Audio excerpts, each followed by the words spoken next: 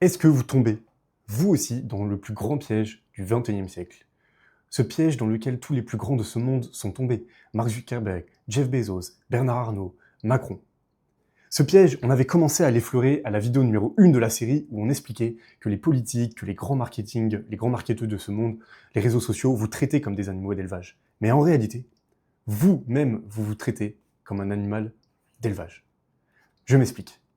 L'idéologie du XXe siècle, elle consistait à se sacrifier, à s'utiliser pour des grandes idées, pour des religions, pour la nation, pour de l'idéologie, exemple le communisme. Et on se maltraitait pour ça. Pour la nation, on allait à la guerre. Pour la religion, on mettait de côté, on pouvait persécuter des gens, on pouvait faire du terrorisme, on pouvait poursuivre des gens qui sont différents, style les homosexuels, etc. Pour le communisme, on envoyait des gens au goulag. Pour l'idéologie, il y avait énormément de violence qui était créée.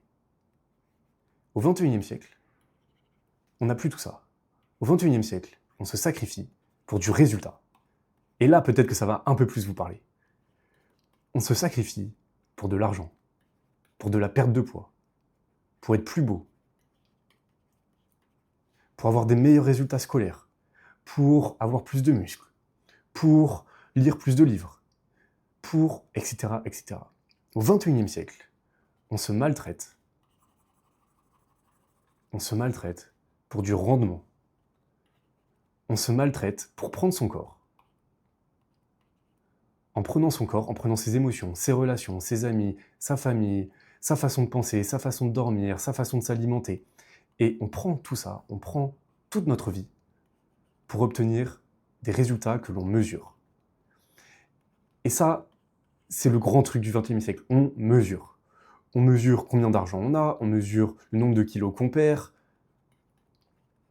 on mesure notre santé, notre espérance de vie, on mesure, maintenant on a même des appareils qu'on se met autour du poignet pour connaître notre rythme cardiaque quand on dort, pour connaître le temps de sommeil profond, pour connaître le nombre de calories qu'on dépense, pour connaître le nombre d'heures où on a travaillé, pour connaître le nombre de résultats qu'on a générés, que ce soit de l'argent, un nombre de clients, un nombre de Google Sheets qu'on a terminé, etc., etc., etc. Au XXIe siècle, on se sacrifie pour du résultat mesurable. Et entendez-moi bien, faire ça, ça apporte extrêmement de résultats. Ça apporte une croissance sans précédent. C'est sur ça qu'est basée, par exemple, toute la science. Toute la science, c'est basé là-dessus. On mesure le réel pour avoir un impact dessus. C'est sur ça qu'est basée toute l'économie, la croissance, l'amélioration des conditions de vie. Donc on est face à quelque chose qui est extrêmement performant. Mon but n'est pas de condamner l'intégralité de cette façon de penser. Mais est-ce que vous vous rendez compte que, en tournant toute votre vie vers le résultat, vous vous maltraitez? On en revient à la thèse principale de cette vidéo. Vous vous traitez comme un animal d'élevage. Vous vous dites, ok, si je dors comme ci, comme ça, que je vais au sport à telle heure, etc., et que je fais tout de cette façon, je vais pouvoir tirer un maximum d'argent de mon corps et de mon temps. Vous traitez comme un animal d'élevage, comme un robot. Alors c'est très bien, mais est-ce que vous voyez ce que vous perdez?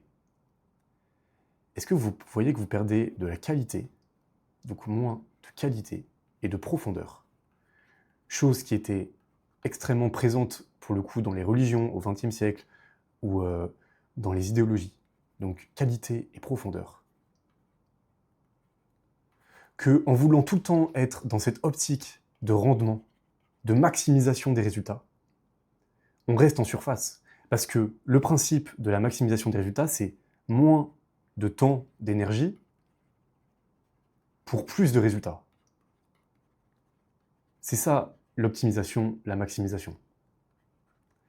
Et en faisant ça, on ne va jamais au fond des choses. On ne va jamais au fond de soi-même. On ne va jamais au fond de la compréhension. C'est dur de se dépasser et de dépasser et d'aller dans des mondes encore inexplorés lorsqu'on reste en superficie. Comme dans l'idéologie du XXIe siècle avec le résultat. Donc on perd en qualité, en profondeur, mais on perd aussi en humanité. On n'écoute pas les parties de soi qui